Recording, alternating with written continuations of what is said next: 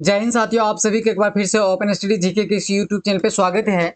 दोस्तों, आज के इस वीडियो में हम लोग हिस्ट्री का टॉप 100 प्रश्नों को कवर करेंगे। दोस्तों, यह सभी प्रश्न जो है देखिए यूपीएससी टीआरई 4.0 एवं Bihar SSC, Bihar police, Bihar SI इन सभी एग्जाम के लिए काफी महत्वपूर्ण है। तो आइए दोस्तों, हम लोग वीडियो को बिना किसी देरी का शुरू करते हैं। और पहला प्रश्न देखिए दोस्तों, पहला प्रश्न क्या कहता है। देखिए पहला प्रश्न है, मिलन पन्हो क्या है। तो दोस्तों, मिलन पन्हो की बात कीजिएगा तो यह क्या है। तो दोस्तों, यह जो है बोध पाठ या बोध ग्रंथ है।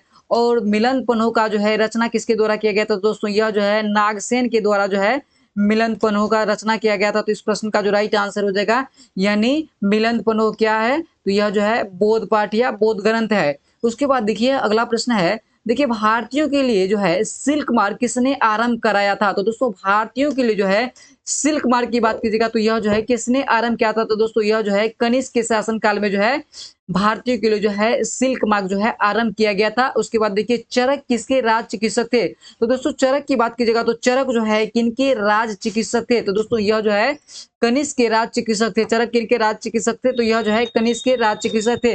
दोस्तों, कनिष्क के दरबार में कौन कौन रहते हैं। तो देखिए इसका ट्रिक होता है, इसका ट्रिक जो है क्या होता है, अचानक होता है। ठीक है, इसका ट्रिक क्या होता है, अचानक होता है।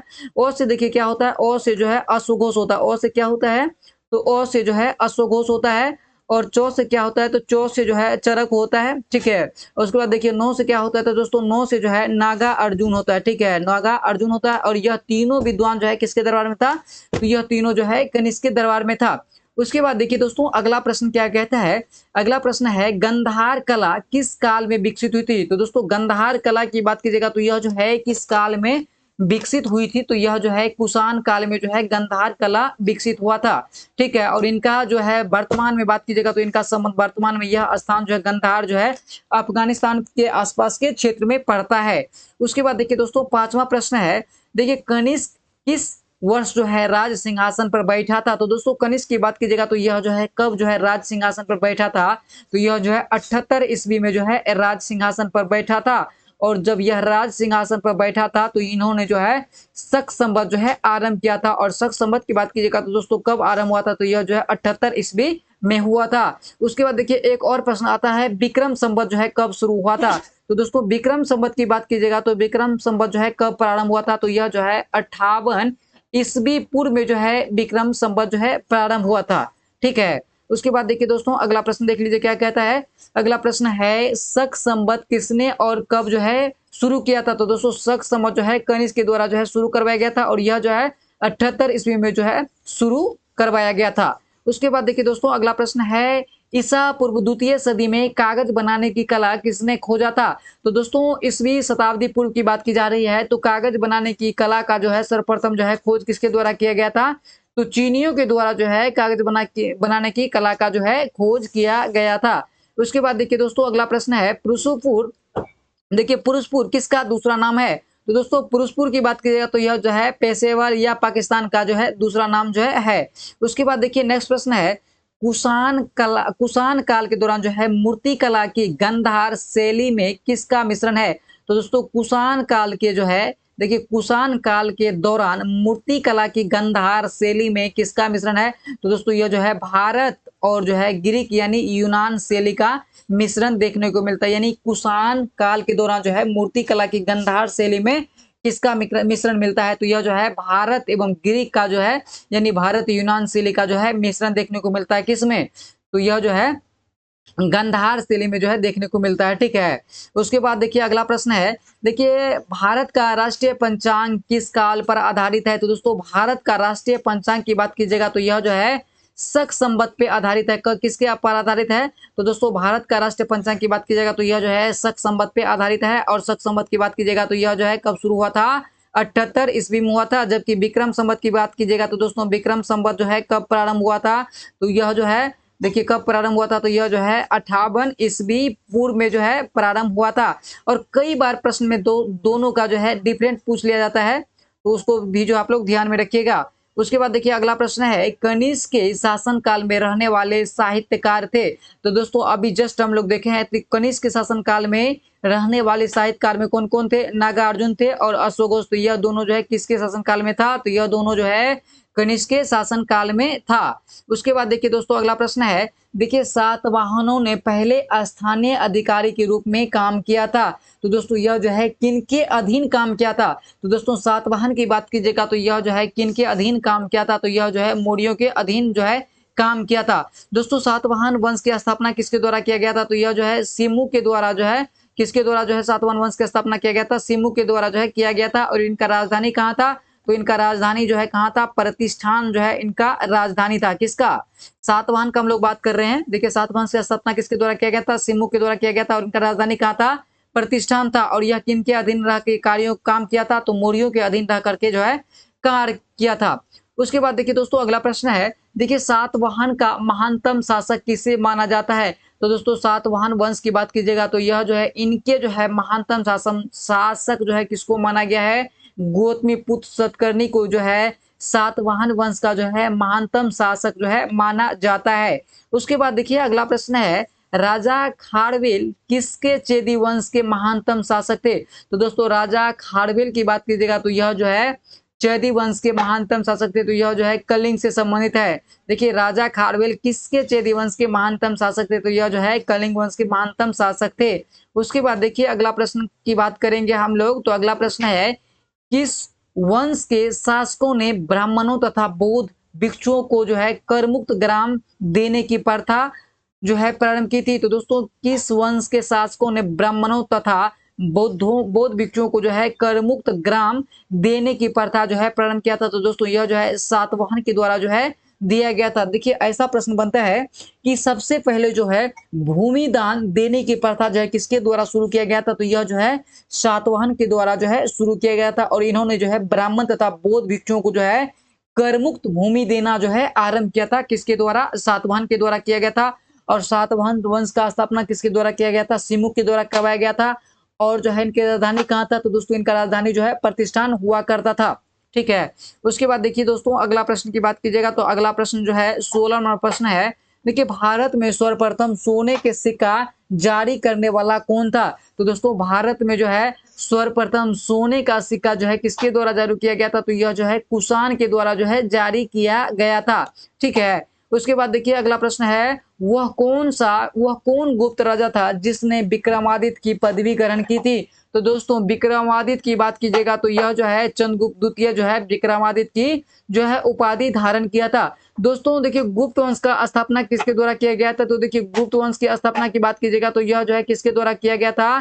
तो श्रीगुप्त के द्वारा जो है गुप्त वंश का स्थापना किया गया था। जबकि गुप्त वंश का वास्तविक संस्थापक किसको माना जाता है? तो चंद्रगुप्त द्वितीय को जो है वास्तविक संस्थापक जो है गुप्त वंश का माना जाता है। और इन्होंने जो है विक्रमादित्य का जो है उपाधि धारण किया था। उसके बाद देखिए अगला प्रश्न कह रहा है, देखिए गुप्त वंश का वह राजा कौन था जिसने हूनों को भारत पर आक्रमण करने से रोका था? तो दोस्तों गुप्त वंश का वह कौन सा राजा था जिसने हूनों को भारत पर आक्रमण करने से रोका था? तो यह जो है अश्वन गुप्त था। ठीक है। उसके बाद देखिए अगला प्रश्न है, गुप्त काल में चांदी के सिक्के को क्या कहते थे? तो दोस्तों गुप्त काल में चांदी के सिक्के को क्या कहा जाता था? तो गुप्त काल में चांदी के सिक्के को जो है रुपये को जो है कहा जाता था, जबकि सोने के सिक्के को दिनार कहा जाता था। ठीक है। उसके बाद देखिए अगला प्रश्न है, हरिसेन किसका राजकवि था? तो दोस्तों हरिसेन की बात कीजिएगा तो यह जो है समुद्रगुप्त का राजकवि था। उसके बाद देखिए 21वां प्रश्न है, लिच्छवी दोहित्र यानी लिच्छवी कन्या से उत्पन्न किसे कहा जाता है? तो दोस्तों लिच्छवी कन्या से उत्पन्न जो है समुद्रगुप्त को माना जाता है। उसके बाद देखिए अगला प्रश्न की बात कीजिएगा तो 22वां नंबर प्रश्न क्या कहता है? तो दोस्तों 22वां प्रश्न कहता है कि समुद्रगुप्त की माता का क्या नाम था? तो दोस्तों समुद्रगुप्त की माता का नाम जो है कुमार देवी थी। ठीक है। उसके बाद देखिए अगला प्रश्न है, किसके सिक्का पर जो है संगीत के प्रति उनका प्रेम दर्शाते हैं? तो दोस्तों गुप्त के सिक्का पर जो है संगीत के प्रति जो है उनका जो है प्रेम दर्शाया गया है। यानी गुप्त वंश के सिक्के पर जो है बीना बजाते हुए जो है चित्र को दर्शाया गया था। उसके बाद देखिए 24वां प्रश्न क्या कहता है? 24वां प्रश्न देखिए भारतीय संस्कृत का स्वर्ण युग जो है किस काल को कहा गया है? तो दोस्तों भारतीय संस्कृत का स्वर्ण युग जो है गुप्त काल को जो है कहा जाता है। भारतीय संगीत का स्वर्ण युग किस काल को कहा गया है? तो यह जो है गुप्त काल को कहा गया है। और गुप्त वंश का स्थापना जो है किसके द्वारा किया गया था? श्रीगुप्त के द्वारा जो है गुप्त वंश का स्थापना किया गया था। देखिए गुप्त काल में किस धातु के सर्वाधिक सिक्के जारी किए गए थे? तो दोस्तों गुप्त काल की बात कीजिएगा तो गुप्त काल में जो है सोने के जो है सर्वाधिक सिक्के जारी किए गए थे। देखिए गुप्त काल में जो है किस धातु के सर्वाधिक सिक्के जारी किए गए थे? तो सोने के सिक्के जो है गुप्त काल में जो है सबसे अधिक मात्रा में जारी किया गया था। जबकि ऐसा भी प्रश्न बनता है कि सबसे अधिक शुद्ध सोने का सिक्का जो है, शुद्ध सोने का सिक्का यदि आपसे पूछ लिया जाए एग्जाम में, तो यह जो है किसके शासनकाल में जो है जारी किया गया था? तो दोस्तों यह जो है कनिष्क के शासनकाल में जो है सबसे अधिक मात्रा में जो है शुद्ध सोने का सिक्का जो है जारी किया गया था। जबकि सबसे जो है सर्वाधिक सिक्के की बात कीजिएगा तो यह जो है किसके शासनकाल में जारी किया गया था? गुप्त काल के शासनकाल में जारी किया गया था। उसके बाद देखिए दोस्तों अगला प्रश्न है, गुप्त संवत किस वर्ष से शुरू किया गया था? तो दोस्तों गुप्त संवत की बात कीजिएगा तो यह जो है 319 ईस्वी में जो है प्रारंभ किया गया था। देखिए कई कई प्रश्न बनता है 319 और 20 हाइफन देकर के रहता है, तो इस बात को आप लोग ध्यान रखिएगा कि गुप्त संवत किस वर्ष शुरू किया गया था। तो यह जो है 319 ईस्वी में जो है शुरू किया गया था।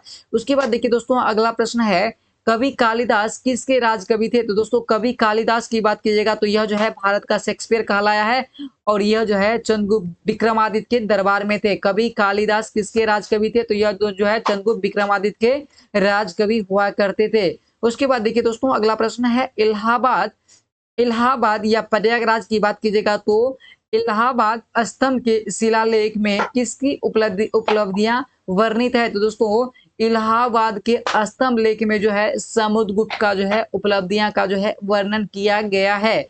उसके बाद देखिए अगला प्रश्न है, फाहियान किसके शासनकाल के दौरान भारत आया हुआ था?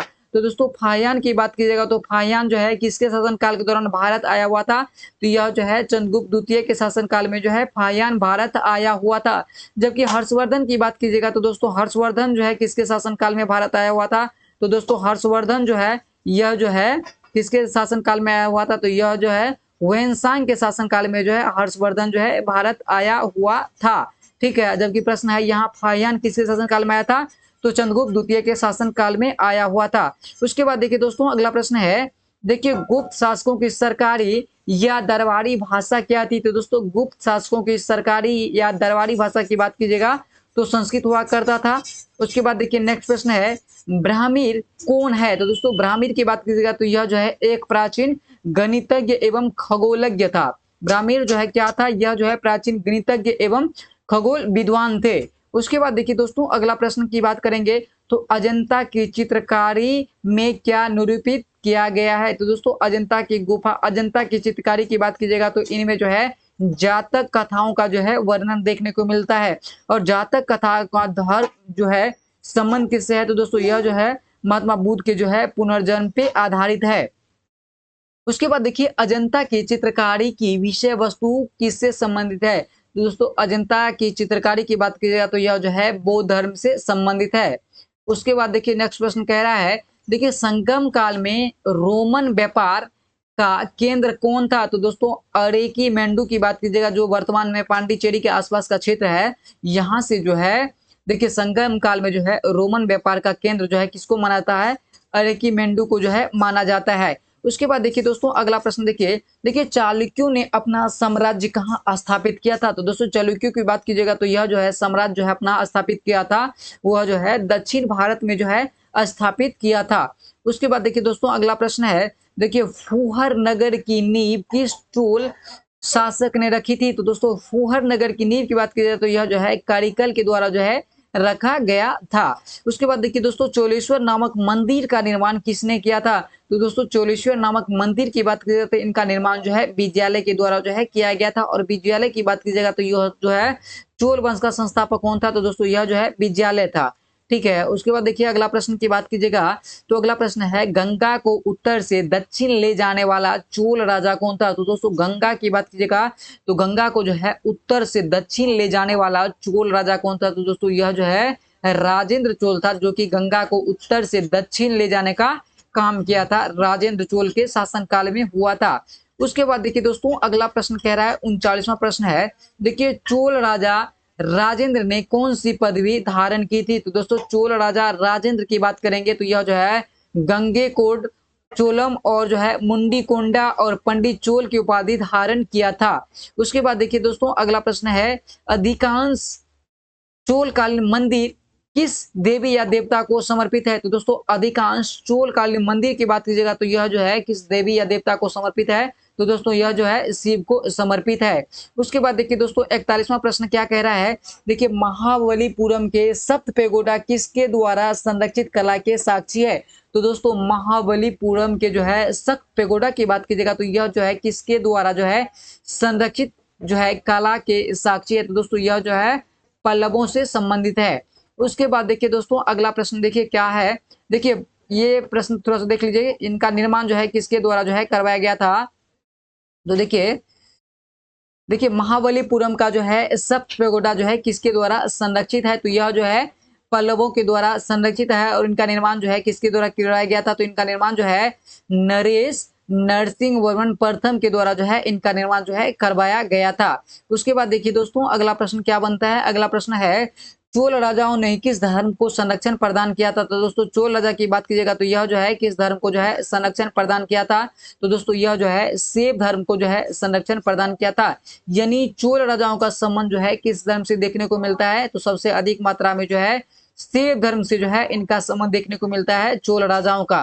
ठीक है, उसके बाद देखिए अगला प्रश्न है, देखिए मुक्तेश्वर मंदिर या बैकुंठ पेरुमल मंदिर का निर्माण किसने करवाया था? तो दोस्तों मुक्तेश्वर मंदिर या बैकुंठ पेरुमल मंदिर की बात कीजिएगा तो इसका निर्माण जो है नंदी वर्मन द्वितीय के द्वारा जो है करवाया गया था। किसके द्वारा करवाया गया था? नंदी वर्धन द्वितीय के द्वारा जो है करवाया गया था। उसके बाद देखिए पुलिकेशन द्वितीय किसके महानतम शासक थे? तो दोस्तों पुलिकेशन द्वितीय की बात कीजिएगा, यह बहुत बढ़िया प्रश्न है। तो यह जो है पुलिकेशन द्वितीय किसके महानतम शासक थे? तो दोस्तों यह जो है वातापी के चालुक्य से संबंधित था। उसके बाद देखिए दोस्तों अगला प्रश्न है, देखिए महाबलीपुरम के रथ मंदिर का निर्माण जो है किस पल्लव शासकों के शासन काल में हुआ था? तो दोस्तों महाबलीपुरम के जो है रथ मंदिर का निर्माण की बात कीजिएगा तो यह जो है किस पल्लव शासक के शासन काल में हुआ था? तो दोस्तों यह जो है नरसिंह वर्मन प्रथम के शासन काल में जो है महाबलीपुरम के जो है रथ मंदिर का जो है निर्माण करवाया गया था। उसके बाद देखिए अगला प्रश्न है, किस चोल राजा ने लंका या उस समय इसका नाम लंका हुआ करता था, तो लंका या सिंहल जो वर्तमान समय में श्रीलंका के आसपास का क्षेत्र पड़ता है, तो देखिए किस चोल राजाओं ने लंका या सिंहल को जो है जीता था? तो दोस्तों यह बहुत बढ़िया प्रश्न है और टीआरई में जो है आया हुआ प्रश्न है कि किस चोल राजा ने लंका या सिंहल को जीता था? तो दोस्तों यह जो है राज प्रथम जो है जीतने का काम किया था। और लंका या सिंहल को किस नाम से अभी वर्तमान समय में जाना जाता है? तो इनको जो है श्रीलंका के नाम से जाना जाता है। उसके बाद देखिए दोस्तों अगला प्रश्न है, किस चोल शासक ने श्रीलंका के उत्तरी भाग को जीतकर अपने साम्राज्य को एक प्रांत बनाया था? तो दोस्तों यह जो है चोल शासक के बारे में प्रश्न किया जा रहा है कि किस चोल शासक ने श्रीलंका के उत्तरी भाग को जीतकर जो है अपने साम्राज्य का एक प्रांत बनाया था? तो दोस्तों यह जो है राज प्रथम था, जिन्होंने श्रीलंका को जीतने का काम किया था। कौन था? राज प्रथम था। उसके बाद देखिए दोस्तों अगला प्रश्न क्या कहता है? अगला प्रश्न कह रहा है श्रीलंका पर विजय प्राप्त करने वाला चोल वंश का सबसे प्रतापी राजा था। तो दोस्तों श्रीलंका पर विजय प्राप्त करने वाला जो है चोल वंश का सबसे प्रतापी राजा कौन था? तो यह जो है राजेंद्र चोल था। उसके बाद देखिए दोस्तों अगला प्रश्न है, किस चोल शासक ने गंगईकोंड चोलापुरम राजधानी का निर्माण करवाया था? तो दोस्तों किस चोल शासक ने गंगईकोंड चोलापुरम राजधानी का निर्माण किया था? तो यह जो है राजेंद्र प्रथम के द्वारा जो है इसका जो है निर्माण करवाया गया था। उसके बाद देखिए दोस्तों कवि बिल्हन किसका राज दरबारी कवि था? तो दोस्तों बिल्हन की बात कीजिएगा तो यह जो है किसके राज दरबारी कवि था? तो दोस्तों कवि बिल्हन की बात कीजिएगा तो यह जो है विक्रमादित्य का जो है राज दरबारी था। उसके बाद देखिए दोस्तों अगला प्रश्न क्या कहता है? अगला प्रश्न है 51वां प्रश्न देखिएगा तो 51वां प्रश्न कहता है कि भारत में पल्लवों की एकादशवीं रथ मंदिर का वह स्थान है। यानी कहने का मतलब यह है कि भारत में जो है पल्लवों का जो है एकादशवीं या 81वें मंदिर की बात कीजिएगा तो यह जो है महाबलीपुरम में जो है यह स्थित है। उसके बाद देखिए दोस्तों अगला प्रश्न है, तंजौर में बृहदेश्वर मंदिर का निर्माण किसने करवाया था? तो दोस्तों तंजौर का बृहदेश्वर मंदिर की बात कीजिएगा तो इसका निर्माण जो है किसके द्वारा करवाया गया था? देखिए तंजौर में बृहदेश्वर मंदिर का निर्माण किसने करवाया था? तो यह जो है राज चोल ने करवाया था। तंजौर में बृहदेश्वर मंदिर का निर्माण किसके द्वारा करवाया गया था? तो यह जो है राजराज चोल के द्वारा करवाया गया था। उसके बाद देखिए 53वां प्रश्न है, देखिए कांची में प्रसिद्ध कैलाशनाथ मंदिर का निर्माण किसने किया था? तो दोस्तों कांची में प्रसिद्ध कैलाशनाथ मंदिर की बात कीजिएगा तो यह जो है नरसिंहवर्मन द्वितीय के द्वारा जो है कांची स्थित कैलाशनाथ मंदिर का निर्माण जो है करवाया गया था। नरसिंहवर्मन द्वितीय के द्वारा जो है करवाया गया था। उसके बाद देखिए दोस्तों अगला प्रश्न कह रहा है कि राष्ट्रकूट साम्राज्य का प्रवर्तक कौन था? तो दोस्तों राष्ट्रकूट वंश का जो है या राष्ट्रकूट साम्राज्य की बात कीजिएगा तो इनका जो है संस्थापक किसको माना गया है? तो दोस्तों इनका संस्थापक जो है दंती दुर्ग को जो है माना जाता है। उसके बाद देखिए अगला प्रश्न की बात कीजिएगा तो अगला प्रश्न है एलोरा के कैलाशनाथ मंदिर का निर्माण किनके द्वारा करवाया गया था?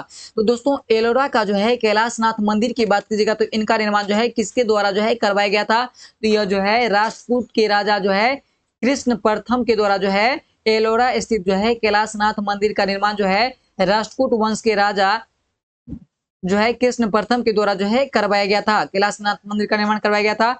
उसके बाद देखिए दोस्तों अगला प्रश्न है, देखिए चोल राजाओं का शासन था। तो दोस्तों चोल राजा की बात कीजिएगा तो चोल राजाओं जो है शासन करने का काम जो है तमिलनाडु के आसपास क्षेत्रों में करने का काम किया था। उसके बाद देखिए दोस्तों अगला प्रश्न की बात कीजिएगा तो अगला प्रश्न क्या कहता है, देखिए प्राचीन चोल साम्राज्य की राजधानी कहाँ पर थी? तो दोस्तों प्राचीन चोल साम्राज्य की राजधानी की बात करिएगा तो इसका जो है राजधानी कहाँ था? उदयपुर था। ठीक है। उसके बाद देखिए हर्षसेन के लेखक कौन थे? तो दोस्तों हर्षसेन जो है किसके द्वारा लिखा गया है? तो यह जो है बाणभट्ट के द्वारा जो है हर्षसेन जो है लिखा गया है।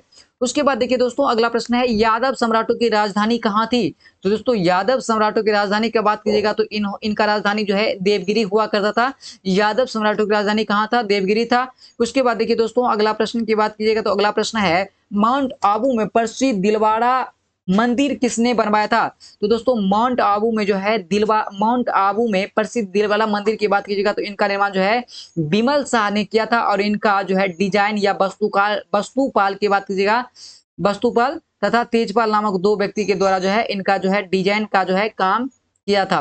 ठीक है। एक बार देखिए फिर से देखिए माउंट आबू में प्रसिद्ध दिलवाड़ा मंदिर किसने बनवाया था? तो दोस्तों माउंट आबू में दिलवाड़ा मंदिर की बात कीजिएगा तो यह जो है बिमल शाह के द्वारा करवाया गया था और इनका जो है डिजाइन वस्तुपाल तथा तेजपाल नामक दो भाइयों ने तैयार किया था। उसके बाद देखिए दोस्तों अगला प्रश्न है किस राजपूत शासक ने भोपाल शहर की स्थापना की थी? तो दोस्तों भोपाल शहर की स्थापना जो है यह जो है राजा भोज के द्वारा जो है किया गया था। देखिए भोपाल शहर का स्थापना किसके द्वारा किया गया था? तो राजा भोज के द्वारा जो है भोपाल शहर का स्थापना किया गया था। मिहिर भोज राजपूत के किस कुल से संबंधित था? तो दोस्तों मिहिर भोज की बात कीजिएगा तो यह जो है राजपूत के जो है प्रतिहार कुल से संबंधित था।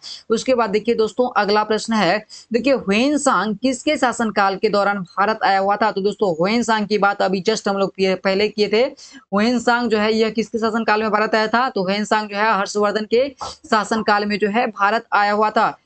प्रिंस ऑफ पोलिग्रिस नाम किसे प्रदान किया गया है? तो दोस्तों प्रिंस ऑफ पोलिग्रिस की बात कीजिएगा तो यह प्रिंस ऑफ पोलिग्रेथा भी कहा जाता है। तो दोस्तों प्रिंस ऑफ पोलिग्रिम्स की बात कीजिएगा तो यह नाम जो है किसको प्रदान किया गया है? तो यह जो है ह्वेनसांग को जो है प्रदान किया गया था। उसके बाद देखिए दोस्तों अगला प्रश्न है भारत का प्राचीनतम विश्वविद्यालय कौन सा है? तो दोस्तों भारत का जो है प्राचीनतम विश्वविद्यालय की बात कीजिएगा तो नालंदा विश्वविद्यालय है और नालंदा विश्वविद्यालय का स्थापना किसके द्वारा किया गया था? तो यह जो है कुमारगुप्त के द्वारा जो है नालंदा विश्वविद्यालय का जो है स्थापना किया गया था जो भारत का प्राचीनतम विश्वविद्यालय में से एक है। उसके बाद देखिए दोस्तों अगला प्रश्न है नालंदा विश्वविद्यालय किस राज्य में स्थित है? तो दोस्तों नालंदा विश्वविद्यालय की बात कीजिएगा तो यह जो है बिहार में स्थित है। उसके बाद देखिए अगला प्रश्न है द्वारिकापुरी, देखिए द्वारिकापुरी बद्रीनाथ श्रृंगेरी यानी द्वारिकापुरी बद्रीनाथ श्रृंगेरी चारों मठों को जो है किसने स्थापित किया था? तो दोस्तों यह जो है आदि शंकराचार्य के द्वारा जो है चारों मठ का जो है स्थापित किया गया जिसमें द्वारिका है, पुरी है और बद्रीनाथ है। श्रृंगेरी का जो है यह चारों मठ जो है किसके द्वारा स्थापित किया गया था? तो आदि गुरु शंकराचार्य के द्वारा जो है यह चारों मठ जो है स्थापित किया गया था। उसके बाद देखिए इनका धर्म जो है यानी शंकराचार्य का संबंध जो है यह जो है देखिए शंकराचार्य की बात कीजिएगा तो यह जो है अद्वैत दर्शन के मुख्य प्रतिपादक कौन थे? शंकराचार्य थे। दोस्तों ये बहुत बढ़िया प्रश्न है कि अद्वैत दर्शन के मुख्य प्रतिपादक कौन थे? शंकराचार्य थे।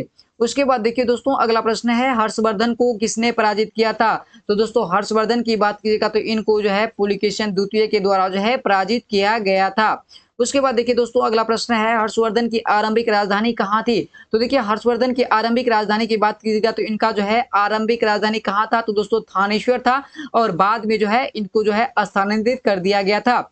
उसके बाद देखिए दोस्तों अगला प्रश्न है कोणार्क मंदिर के देवता है? तो दोस्तों कोणार्क की बात किया तो कोणार्क मंदिर में जो है कौन से देवता है? तो दोस्तों कोणार्क मंदिर में जो है सूर्य देवता है और कोणार्क मंदिर की बात कीजिएगा तो यह जो है कहाँ स्थित है? तो दोस्तों यह जो है उड़ीसा में स्थित है, ठीक है। उसके बाद देखिए दोस्तों अगला प्रश्न क्या बनता है? अगला प्रश्न है सांची क्यों विख्यात है? तो देखिए दोस्तों सांची की बात कीजिएगा तो यहाँ जो है सबसे बड़ा बौद्ध स्तूप है और सांची की बात कीजिएगा तो यह जो है मध्य प्रदेश में स्थित है और यहाँ जो है सबसे बड़ा बौद्ध स्तूप है, इसलिए जो है सांची जो है सबसे अधिक जो है विख्यात माना जाता है। उसके बाद देखिए दोस्तों अगला प्रश्न है सांची का महान स्तूप किस राज्य में स्थित है? तो दोस्तों सांची का महान यहाँ स्तूप हो जाएगा। देखिए सांची का महान स्तूप की बात कीजिएगा तो यह जो है मध्य प्रदेश के जो है रायसेन जिला में स्थित है। उसके बाद देखिए दोस्तों अगला प्रश्न है कलिंग शासक खारवेल ने संरक्षण दिया था। तो दोस्तों कलिंग शासक खारवेल की बात कीजिएगा तो यह जो है किस धर्म को संरक्षण देने दिया था? तो यह जो है संरक्षण देने का काम किया था दोस्तों कलिंग राजा खारवेल की बात कीजिएगा तो यह जो है जैन धर्म से संबंधित है। उसके बाद देखिए दोस्तों अगला प्रश्न की बात कीजिएगा तो अगला प्रश्न क्या कहता है? देखिए अगला प्रश्न है हम लोग धीरे धीरे जो है मध्यकालीन भारत के इतिहास में प्रवेश कर रहे हैं। अगला प्रश्न है तराइन का पहली लड़ाई किनके बीच हुई थी? तो दोस्तों तराइन की पहली लड़ाई की बात कीजिएगा तो यह जो है 1191 ईस्वी में लड़ा गया था और यह युद्ध जो है मोहम्मद गौरी और पृथ्वीराज चौहान के बीच लड़ा गया था और इस युद्ध में जो है पृथ्वीराज चौहान की हार होता है और मोहम्मद गौरी जो है इस युद्ध में विजयी हुआ था, ठीक है। उसके बाद देखिए दोस्तों अगला प्रश्न बात कीजिएगा तो अगला प्रश्न है तराइन का दूसरी लड़ाई जो है कब लड़ा गया था और किसके किसके बीच में जो है लड़ाया गया था? तो दोस्तों तराइन का दूसरा लड़ाई की बात कीजिएगा तो यह लड़ाई जो है पृथ्वीराज चौहान और मोहम्मद गौरी के बीच जो है लड़ा गया था, ठीक है। किसके किसके बीच लड़ा गया था? तराइन का दूसरा युद्ध जो है 1192 ईस्वी में लड़ा गया था और यह युद्ध जो है पृथ्वीराज चौहान और मोहम्मद गौरी के बीच यह युद्ध लड़ा गया था और इस युद्ध में जो है पृथ्वीराज चौहान पराजित होता है और मोहम्मद गौरी जो है इस युद्ध में जो है विजयी होता है और यहीं से जो है माना जाता है कि भारत में जो है इस्लाम धर्म का उदय हो गया था, ठीक है। उसके बाद देखिए दोस्तों अगला प्रश्न देख लिए अगला प्रश्न क्या कहता है? देखिए अगला प्रश्न है कुब्बत उल इस्लाम मस्जिद जो दिल्ली में स्थित है इनका निर्माण जो है किसके द्वारा किया गया था? तो दोस्तों कुब्बत उल इस्लाम मस्जिद की बात कीजिएगा तो यह जो है संभवतः भारत में निर्मित पहला मस्जिद माना जाता है और इस मस्जिद का निर्माण जो है कुतुबुद्दीन ऐबक के द्वारा जो है किया गया था। किसके द्वारा किया गया था? कुतुबुद्दीन ऐबक के द्वारा जो है कुब्बत उल इस्लाम मस्जिद का निर्माण जो है करवाया गया था। दोस्तों यह प्रश्न जो है बीपीएससी टीआरई देखिए बीपीएससी टीआरई की बात कीजिएगा तो बीपीएससी टीआरई थर्ड में जो है आया हुआ था। बीपीएससी टीआरई थर्ड में जो है यह प्रश्न जो है आया हुआ था, ठीक है, कि कुब्बत उल इस्लाम मस्जिद का निर्माण जो है किसके द्वारा करवाया गया था? तो यह जो है दोस्तों कुतुबुद्दीन ऐबक के द्वारा जो है करवाया गया था और कुतुबुद्दीन ऐबक जो है किस धर्म से संबंधित था? तो दोस्तों कुतुबुद्दीन ऐबक की बात कीजिएगा तो यह जो है देखिए प्रश्न है कि कुतुबुद्दीन ऐबक जो है इनका संबंध जो है किस राजघराने से है, यानी दिल्ली सल्तनत की बात कीजिएगा तो इनका संबंध जो है दिल्ली सल्तनत से जो है कुतुबुद्दीन ऐबक का संबंध रहा है। और कुतुब वंश का स्थापना जो है किसके द्वारा किया गया था? तो दोस्तों कुतुब वंश का स्थापना जो है यह जो है कुतुबुद्दीन ऐबक के द्वारा जो है यानी गुलाम वंश की बात कीजिएगा गुलाम वंश का स्थापना जो है किसके द्वारा किया गया था? कुतुबुद्दीन ऐबक के द्वारा जो है करवाया गया था। उसके बाद देखिए दोस्तों अगला प्रश्न है देखिए दिल्ली का वह सुल्तान कौन था जिसकी मृत्यु जो है पोलो या चौगान खेलते समय हो गई थी?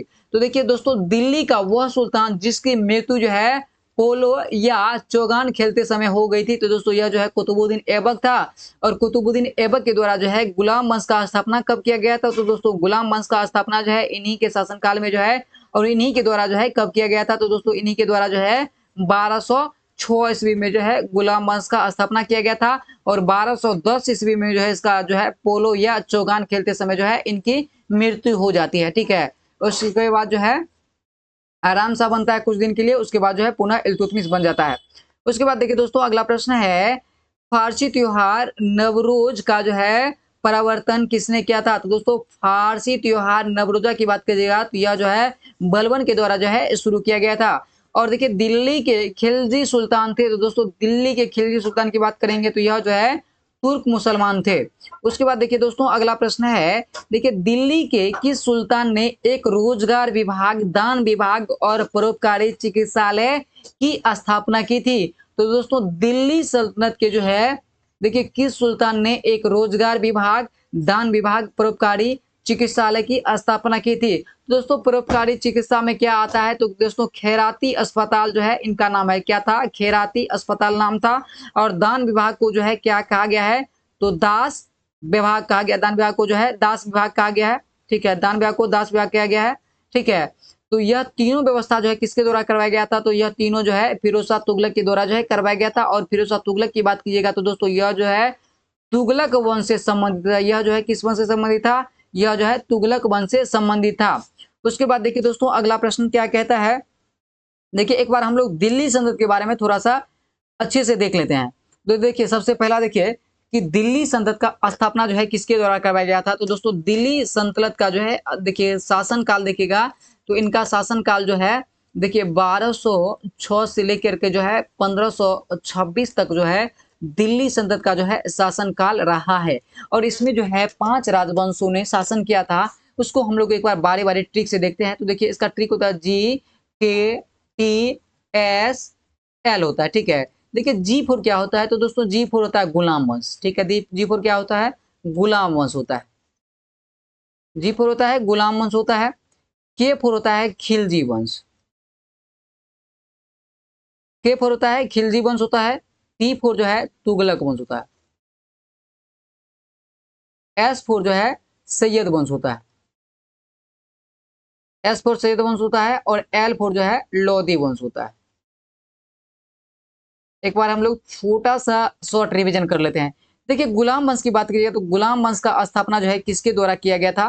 तो दोस्तों गुलाम वंश का स्थापना जो है कुतुबुद्दीन ऐबक के द्वारा करवाया गया था। किसके द्वारा? कुतुबुद्दीन ऐबक के द्वारा जो है गुलाम वंश का स्थापना जो है करवाया गया था। ठीक है, ऐबक के द्वारा जो है गुलाम वंश का स्थापना किया गया था। खिलजी वंश का स्थापना जो है जलालुद्दीन फिरोज खिलजी के द्वारा करवाया गया था। किसके द्वारा? जलालुद्दीन फिरोज खिलजी के द्वारा जो है खिलजी वंश का जो है स्थापना जलालुद्दीन फिरोज खिलजी के द्वारा जो खिलजी वंश का स्थापना किया गया था। तुगलक वंश का स्थापना जो है गयासुद्दीन तुगलक के द्वारा जो है गयासुद्दीन तुगलक के द्वारा करवाया गया था। गयासुद्दीन तुगलक के द्वारा जो है तुगलक वंश का स्थापना किया गया था। सैयद वंश का स्थापना जो है खिलजी खां के द्वारा जो है करवाया गया था। और लोधी वंश का स्थापना जो है बहलोल लोधी के द्वारा जो है बहलोल लोधी के द्वारा जो है लोधी वंश का स्थापना किया गया था।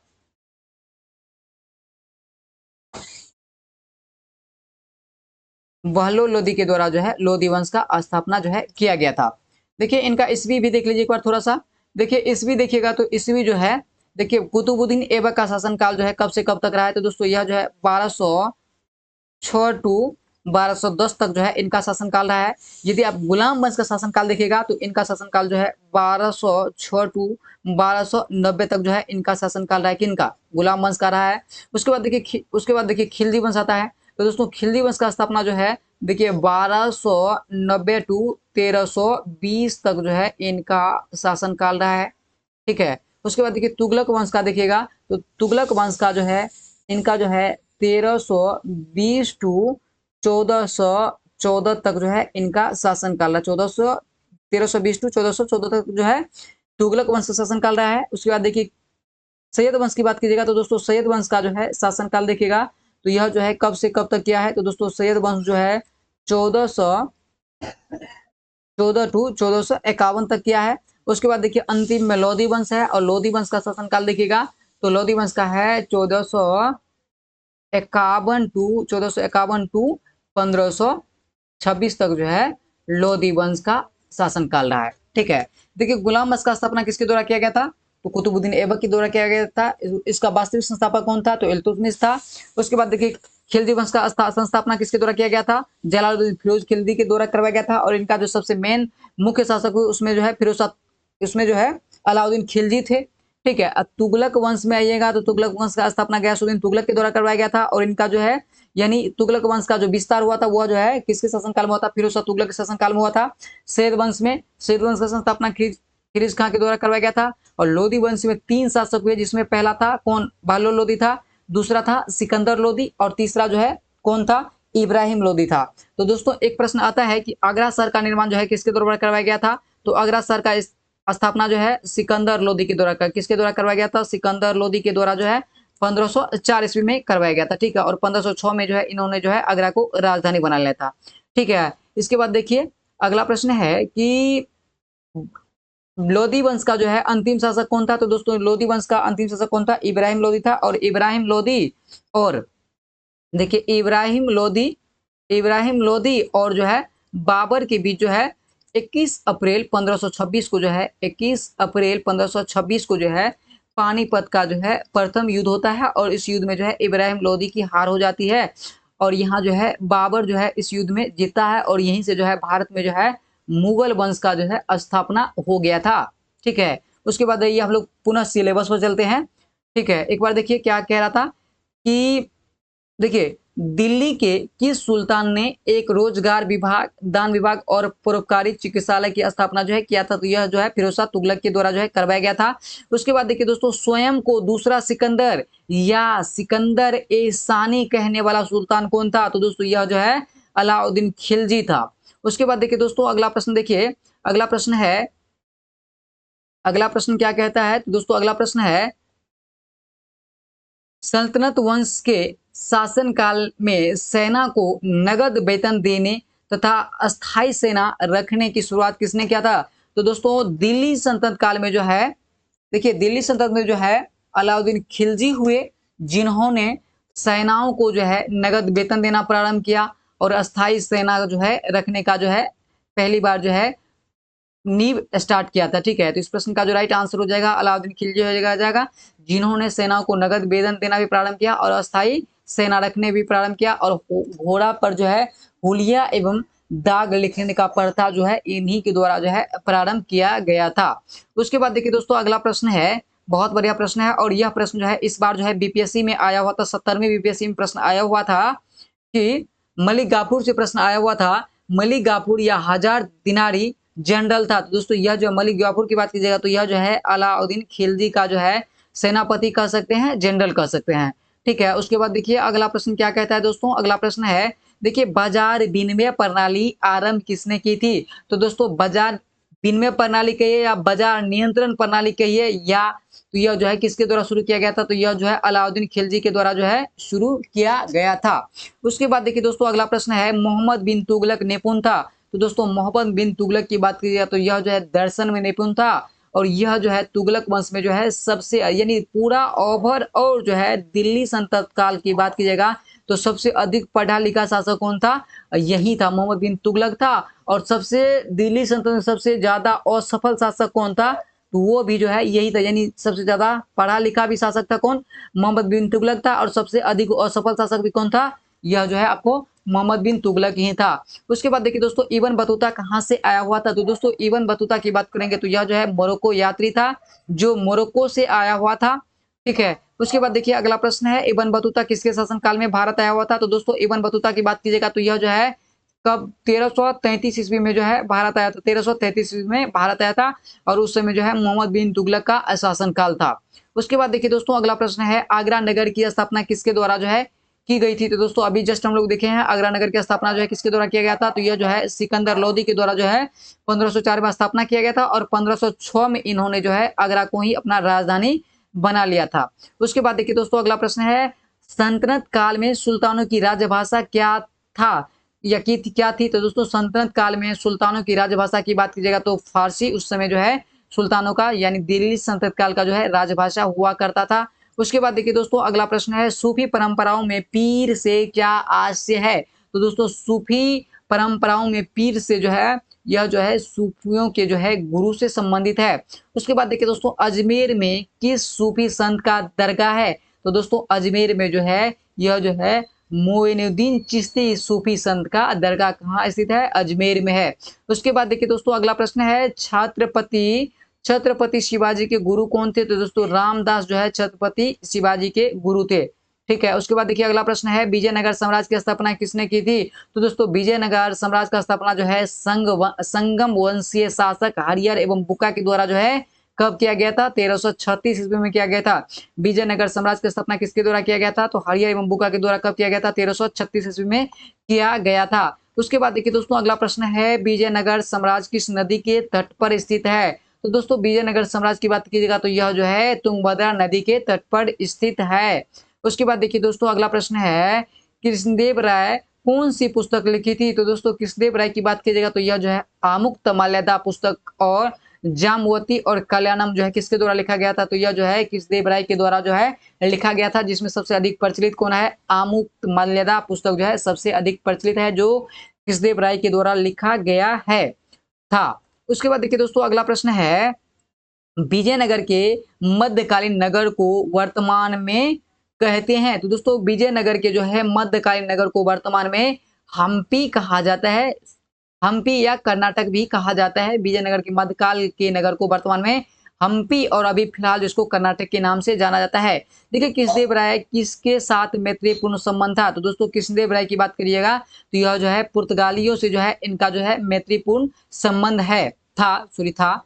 उसके बाद देखिए दोस्तों अगला प्रश्न है, तालीकोटा की प्रसिद्ध लड़ाई कब हुई थी? तो दोस्तों तालीकोटा की प्रसिद्ध लड़ाई की बात कीजिएगा तो यह लड़ाई जो है 1565 ईस्वी में लड़ा गया था। उसके बाद देखिए दोस्तों अगला प्रश्न है, बीजापुर के गोल गुंबज का निर्माण किसने किया था? तो दोस्तों बीजापुर की गोल गुंबज का निर्माण जो है यह जो है मोहम्मद आदिल शाह के द्वारा जो है करवाया गया था। दोस्तों आज की इस वीडियो हम लोग यहीं तक रखेंगे। उम्मीद करते हैं सेशन आपको बेहद पसंद आया होगा। यदि आप हमारे चैनल पे नए हैं तो चैनल को लाइक सब्सक्राइब शेयर जरूर करिए, ठीक है। यदि कोई सजेशन है आपका तो कमेंट बॉक्स में करना ना भूले। आपको वीडियो कैसा लगा है आप कमेंट बॉक्स में जरूर रेटिंग करें।